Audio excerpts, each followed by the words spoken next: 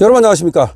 지금 헌재가 8대0 전원일치 판결을 했습니다만은 인위적이라는 얘기가 나오면서 이 판결에 대한 불복 기류가 지금 커가고 있습니다. 윤 파면 불수용이 44.8%나 됩니다. 윤 대통령 파면을 수용할 수 없다가 무려 44.8%. 이게 굉장히 높은 이유는 지금 좌파들은 이걸 수용하겠다고 말하거든요.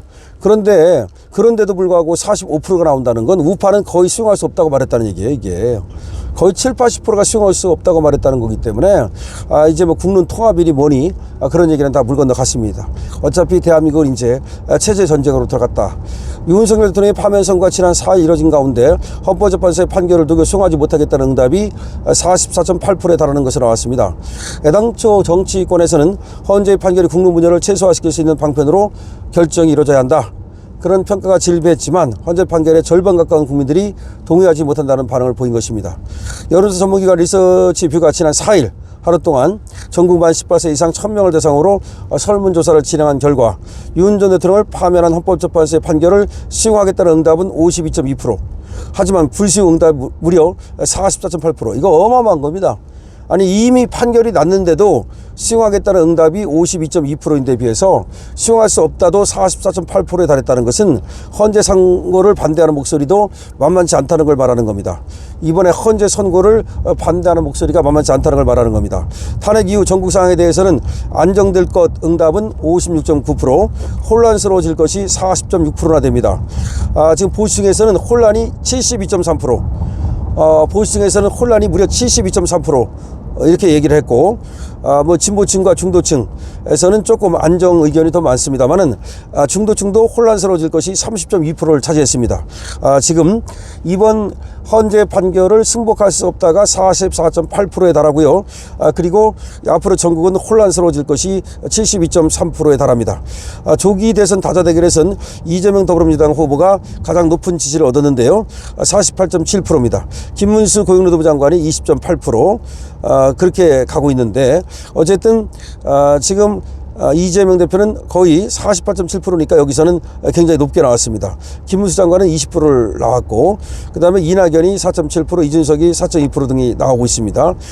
지금 이재명이가 어쨌든 상당히 앞서가는 건 맞습니다만은 그거는 이제 좌파는 하나로 결합되었기 때문인데, 어쨌든 일단은 뭐 윤 대통령이 파면된 날 이거 지금 조사를 한 거니까 너무나 뭐 어떻게 보면은 당연한 어쩔 수 없는 그런 어떤 지금 지표가 나왔다라고도 볼 수가 있겠습니다. 다시 한번 말씀을 드리면 윤석열 대통령이 파면된 이 헌법재판소의 재판에 대해서, 이 판결에 대해서 수용할 수 없다가 무려 44.8%를 차지했습니다. 수용할 수 없다가 무려 44.8%를 차지했습니다. 물론 수용하겠다는 응답이 더 많긴 하지만 수용하지 않겠다는 응답도 만만치 않고, 더군다나 보수층에서는 전국이 혼란스러워질 것이다가 72.3%를 차지하는 등 앞으로 전국은 이제 한치 앞을 내다볼 수 없는 상황으로 치닫고 있습니다. 앞으로 전국은 한치 앞을 내다볼 수 없는 상황으로 치닫고 있습니다. 윤 대통령 파면 불수용이 무려 44.8%를 차지하고 있습니다. 윤 대통령 파면 불수용이 무려 44.8%를 차지하고 있습니다. 앞으로 전국은 이제 한치 앞을 내다볼 수 없는 상황으로 치닫고 있다라고 말씀을 드릴 수 있겠습니다. 지금 전국은 한치 앞을 내다보기 어려운 상황으로 치닫고 있습니다. 윤 파면 불수용이 44.8%입니다. 자, 지금 어게인 윤이라는 얘기가 계속 나오고 있죠. 윤 대통령이 지금 지지자들에게 지금 감사하다는 지금 입장을 내놨습니다. 그러면서도 지금 헌법재판소 재판에 대해서는 이런 반구하지 않고 있습니다. 즉 승복 얘기를 안 하고 있고 헌재 재판관들의 노고에 감사한다든지 뭐 이례적인 얘기도 안 하고 있습니다. 이건 앞으로 이제 전국이 어떻게 흘러갈지를 우리가 예측해 하는 것인데요. 이제 체제 전쟁은 더 가열차질 것이고, 그야말로 대한민국은 이제 한치를 내다볼 수 없는 상황으로 치닫게 될 것입니다. 지금 혼란이 가열차게 지금 일어날 가능성, 그러니까 이제 좌파들도 말이죠. 좌파들대로 계속해서 이제 또 집회를 하면서 이쪽을 이제 궁지로 몰아넣기 위한 그런 노력을 할 겁니다. 하지만 우파는 우파대로 이제 좀 더 가열찬 투쟁이 되지 않을까.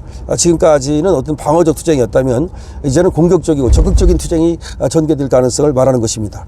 특히 윤석열 대통령이 어떻게 나오느냐에 따라서 이제 이 투쟁 양상이 크게 달라질 것으로 보이는데요. 윤석열 대통령이 조금 있으면 또 이제 재판이 있단 말이에요. 4월 14일 내란죄 재판인데요. 이런 재판에 나가면서 거기서 어떤 발언을 할 것인가.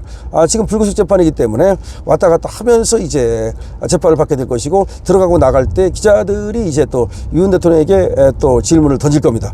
이러한 때 어떤 얘기를 할 것인가, 그리고 지지자들에게 어떤 지금 메시지를 낼 것인가.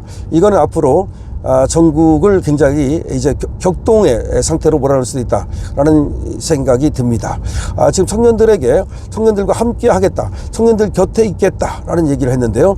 이거는 굉장히 어떻게 보면 말이죠, 감사하다는 말인 동시에 그리고 정치적인 발언으로도 해석될 수 있는 부분입니다. 이제 청년들이 윤석열 대통령과 함께 말이죠, 저 민주당의 저 포퓰리즘, 그리고 민주당의 저 좌파 카르텔, 저거를 부수는 데 나선다면 전국은 지금과는 완전히 다른 방향으로 흘러가기 시작할 것이다.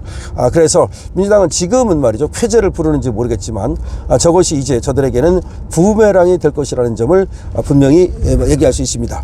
이 나라는 지금 헌법재판소도 분명히 얘기를 했습니다. 이 나라는 민주공화국이다. 주인이 지금 대한민국 국민이다.